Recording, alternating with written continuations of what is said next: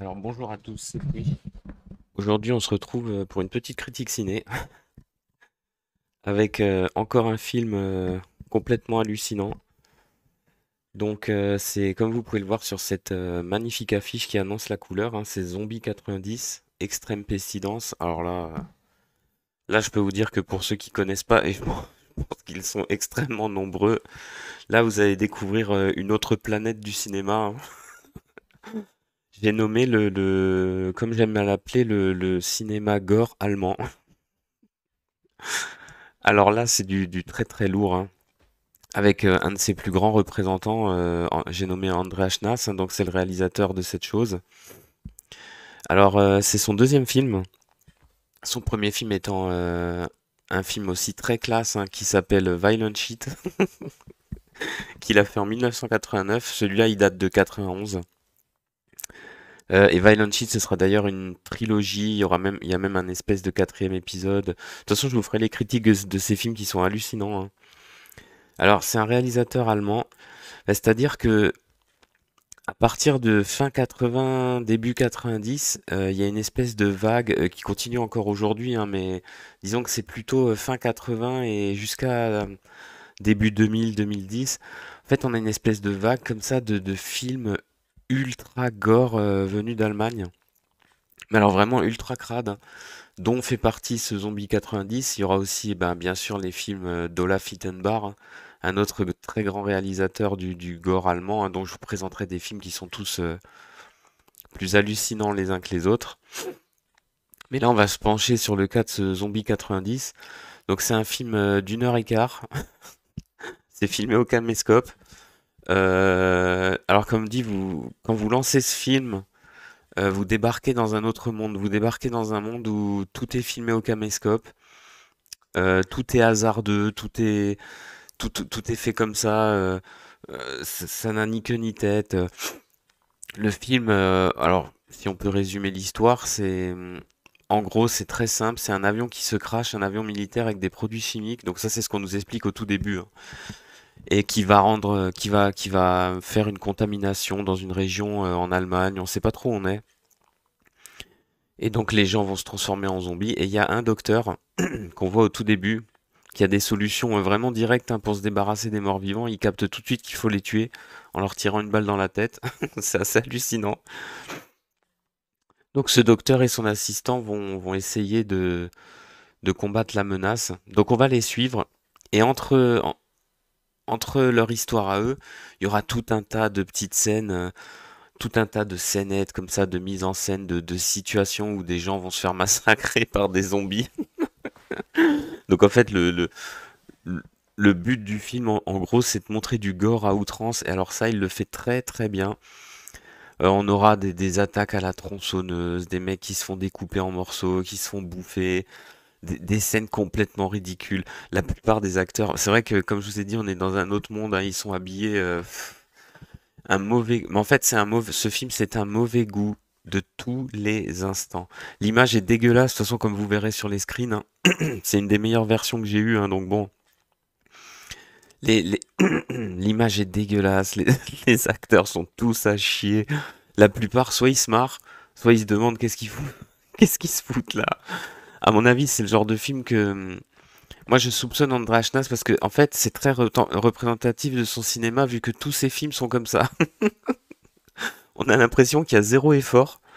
C'est juste on a vraiment l'impression de voir un film d'une bande de mecs qui picolent, qui se marrent et qui font des trucs dégueux comme ça pour faire chier le monde. Vraiment, c'est assez hallucinant. Euh, la plupart des situations montrées seront ridicules. Euh, le film, en fait, c'est à prendre au 36 millième degré, mais justement, si vous rentrez dans le délire, ça peut être mais ultra drôle. Notamment, il y a un des mecs, enfin figurant, un des mecs, il sort de sa voiture, il a envie de pisser, il glisse en plus quand il sort de la voiture, ils refont même pas la prise. C'est ça qui est trop drôle. Il pisse, il se fait attaquer. En fait, il pisse, il y a un mec qui lui fonce dessus, il se fait bouffer, il se fait attaquer. Il y a d'autres scènes complètement ridicules. Il y a un couple, le mec il a envie de chier. Donc tout se passe plus ou moins dans la forêt, hein. C'est un peu comme pour Violent Shit, hein.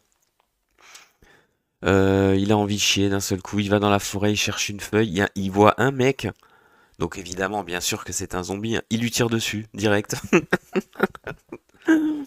Le gars croise quelqu'un, il lui tire direct dessus, enfin, que des trucs comme ça. Euh, Il y aura des scènes mais ultra violentes avec une handicapée qui se fait attaquer, qui se fait décapiter, son bébé qui se fait couper en deux. Enfin, vraiment, il y a une volonté de tous les instants de choquer, mais sans aucun. Vraiment, ce film est dépourvu de 100% de talent. Il n'y a pas une seule once de talent dans ce film, c'est ça qui est génial. Tous les instants, vous savez, il y a des fois là, on est dans du pur film amateur de ouf, hein. Mais je veux dire, des fois, même dans ce genre de film, il y a des fulgurances, il y a des trucs qui sont stylés. Eh ben là, non. Là, c'est nul à chier du début à la fin, mais en fait, c'est tellement nul que ça en devient carrément ultra drôle. Il y aura aussi donc notre équipe de scientifiques qui s'habille avec, comme on a pu voir sur l'affiche, avec les masques à gaz pour rentrer dans la zone radioactive où l'avion s'est crashé. 5 minutes après, une fois qu'ils ont fait des prélèvements, ils enlèvent leur masque. Mais enfin, il y a rien qui colle. Il y a rien qui colle. Il y a des meurtres par dizaines dans le film. Il dure qu'1 heure et quart, mais je crois qu'il y a un carnage là-dedans. Oh, je sais pas, il doit bien y avoir au moins. Je vais pas dire de conneries, mais il y a au moins 50 personnes qui se font trucider, ça c'est sûr. Et puis alors, ce qui est assez marrant, c'est que dans le dernier quart d'heure du film, il y aura une tentative de nous faire un peu un délire, genre qu'est-ce qui se passe avec notre héros, donc le docteur, hein, qui se fera assommer. Je spoil, hein, parce que de toute façon, hein, je me permets de spoiler parce que de toute façon, je me dis déjà le peu de personnes qui vont voir cette critique, le peu de personnes qui en ayant vu cette critique vont se dire putain, je regarderai bien le film. Et le peu de personnes qui justement vont regarder le film, donc je pense que je peux me permettre de spoiler un peu. Donc sur la fin, à un moment donné, il se fait assommer. Et on sait plus trop où on est, on a une espèce de scène bizarre où soi-disant notre héros se fait attaquer par Jimi Hendrix. Non mais faut le voir pour le croire, hein. Euh, donc il y a une tentative de nous faire croire que c'est un rêve, pas un rêve. Tout ça pour nous balancer encore plus de gore à outrance, hein. Et puis alors une fin complètement débile. Vraiment ce film, c'est un must dans le gros n'importe nawak. Le gros n'importe nawak fait à l'arrache. Fait avec mais alors vraiment du gros gore qui tâche. Bah, vraiment, hein. C'est-à-dire là, franchement, si vous voulez voir du gore, bah, vous allez être servi. Par contre, c'est filmé, j'ai envie de dire, de façon aléatoire. La prise, elle est bonne, elle est pas bonne, c'est pas grave, on la garde. Donc, André Ashnas, vraiment un réalisateur incroyable. Je vous parlerai de ses autres films qui sont aussi, qui sont du même tonneau, hein. La trilogie Violent Shit, vraiment, faut le voir pour le croire, hein. D'ailleurs, il a créé à lui tout seul un boogeyman, hein. C'est Karl Le Boucher, hein. C'est le tueur de ces Violent Shit. Franchement, il est cool, hein. Mais ce Zombie 90, c'est vraiment. Bah, est-ce que je peux dire que je vous le conseille? Si vous avez envie de voir un truc complètement hallucinant, si au vu de cette vidéo et des screens que vous avez vus, ça vous donne envie de le voir, oui, je vous le conseille. Mais bon, franchement, c'est incroyablement débile. Le film est quasiment introuvable. Moi, je l'ai même pas dans ma collection. Il y a aussi un truc qui est hallucinant. C'est dans toutes les versions que j'ai, c'est en anglais. Et alors, le doublage américain, il rajoute du délire complet à ce film. Alors, entre les grognements bizarres, les voix, par exemple, à un moment, il y a des actrices féminines, mais alors les voix, les voix sont complètement incroyables. La voix de l'assistant du docteur, qui a une voix complètement hallucinante. Ils disent de toute façon que des conneries, mais vraiment les doubleurs, alors soit ça a été fait exprès, ou alors les doubleurs, ils en avaient rien à foutre, ou c'est une bande de mecs, là c'est même plus de l'amateurisme, c'est carrément du sabotage. Même si, évidemment, dire qu'on a saboté ce film, bon, ce serait quand même lui faire beaucoup d'éloges. Mais alors le doublage américain, il vaut son pesant de cacahuètes, hein.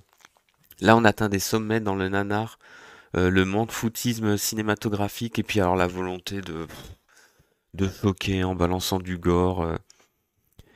Bah écoutez, on va s'arrêter là. En tout cas, un film incroyable, un style de film dont on reparlera. Donc n'oubliez pas le gore allemand, hein. C'est vraiment, c'est du lourd.